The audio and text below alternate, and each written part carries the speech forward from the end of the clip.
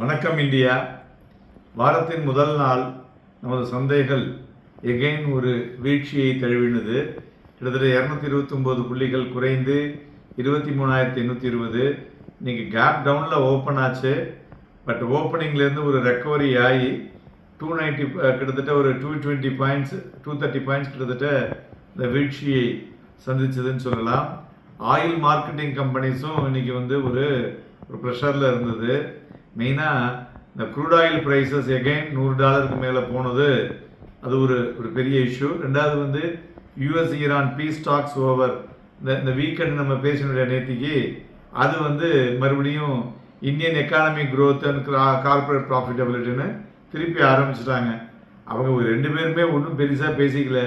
So அதுக்குள்ளே வந்து அதையே ஒரு வாய்ப்பூராக உலகம் பூராவும் பேசிக்கிட்டு ட்ரம்ப்பும் ஈரானும் பணம் பண்ணிகிட்ருக்கு. ஸோ அதனால் அது மக்களை வந்து ஏமாத்துறாங்க.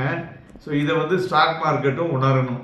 ஓகே, ஸோ ஆயில் மார்க்கெட்டிங் கம்பெனிஸும் ஒரு ப்ரெஷரில் இருந்தது. பிபிசிஎல் வந்து கிட்டத்தட்ட 2.14% விழுந்திருக்கு.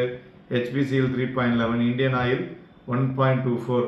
மெயினாக அந்த டென்ஷன் மிடில் ஈஸ்ட் வந்து எனர்ஜி ப்ரைஸஸ்லாம் மறுபடியும் ஒரு ஷார்ப் ஹையர், இது வந்து ஒரு இன்ஃப்ளேஷன் கன்சர்னாக உலகம் பூராவும் பார்க்குறாங்க.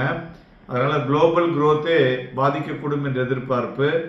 ஸோ அந்த செக்ட்ரல் ஃப்ரண்டில் பார்த்தோன்னா 10 துறைகள் வந்து இன்னைக்கு வீழ்ச்சி. 11 துறைகளில் ஒரு துறை, அதுதான் எனர்ஜி ஒண்டி ஸ்லைட்டாக உயிரை வச்சுட்டு இருந்தது ப்ளஸ் பாயிண்டில். பாக்கி automobile, FMCG and IT profit புக்கிங்கில் நல்ல வீழ்ச்சி அடைந்த துறைகள். அதுபோல் அட்வான்சஸ் 899, டிக்ளைன்ஸ் 1625. மார்க்கெட் பிரெத் வந்து ரிமைன் நெகட்டிவாக இருக்கிறது.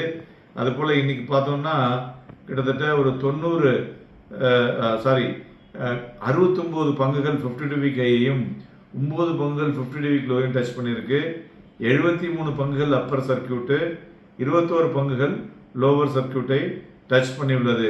மேலும் ப்ராட் பேஸ்டு ஆக்டிவிட்டியும் பார்த்தோன்னா இன்றைக்கி அந்த அளவுக்கு ரொம்ப பெருசாக சொல்கிற மாதிரி இல்லை. இண்டிவிஜுவல் ஸ்டாக்ஸை பொறுத்தவரை பார்த்தோன்னாக்க NTPC and Tata motor passenger vehicle தான் ரெண்டும் ப்ளஸ்ஸு.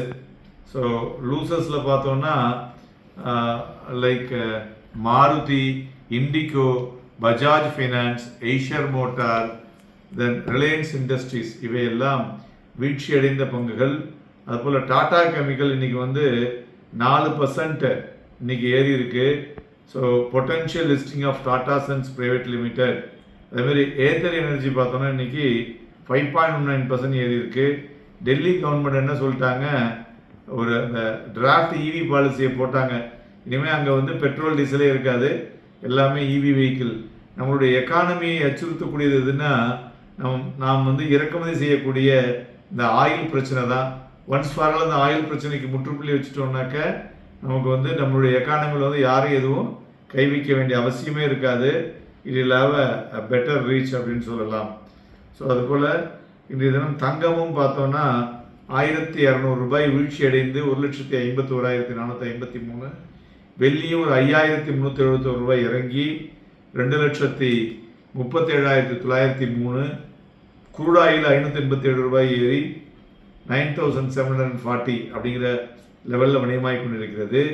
ஏன் சார் தங்கம் இறங்குதுன்னா, இந்த க்ரூட் ஆயில் ஏறினா தங்கம் இறங்கும். ரெண்டாவது இன்ஃப்ளேஷன் ஃபியர். ஸோ இதெல்லாம் சேர்ந்து கையில் பணம் வேணெல்லாம் வாங்கிறதுக்காக அதில் வீழ்ச்சியை தழுவி கொண்டிருக்கிறது. அதுபோல் இன்றைக்கி கன்சியூமர் ப்ரைஸ் இண்டெக்ஸும் பார்த்தீங்கன்னாக்க 3.4 வைசஸ் 3.21, அதாவது சந்தைகள் எதிர்பார்த்ததை போல வந்திருக்கிறது. அதுதான் ஒரு பாசிட்டிவ் நியூஸ் இன்னைக்கு அப்படின்னு சொல்லலாம். பிளாக் டீலை பொறுத்தவரை பார்த்தோன்னா Eicher, power grid and Maruti இதெல்லாம் பிளாக் டீல் நடந்துள்ளது. இன்றைய தினம் நிஃப்டி ஃபியூச்சரும் பார்த்தோன்னா below average volume, bank Nifty future average volume. But volatility index பார்த்தோன்னா இன்றைக்கி எகைன் அது வந்து ஒரு கிட்டத்தட்ட நியர்லி 9% அதிகரித்து 20க்கு மேலே இருக்குது, 20.50. ஸோ இது வந்து கவனிக்க வேண்டிய விஷயம்னு சொல்லலாம். அதுபோல் நிஃப்டியை பொறுத்தவரை 23,970 ஒரு ஸ்ட்ராங் ரெசிஸ்டன்ஸாக இருக்கக்கூடும். அதுபோல் சப்போர்ட் வந்து 23,683.2.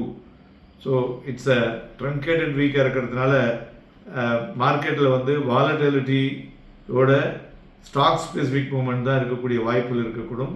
நாளைய தினம் தமிழ் புத்தாண்டுக்கு ஒரு சிறப்பு பதிவு, நிறைய விஷயங்கள் பேச இருக்கிறோம். இணைந்திருங்கள். அனைவருக்கும் அட்வான்ஸ் தமிழ் புத்தாண்டு நல்வாழ்த்துக்கள். வணக்கம்.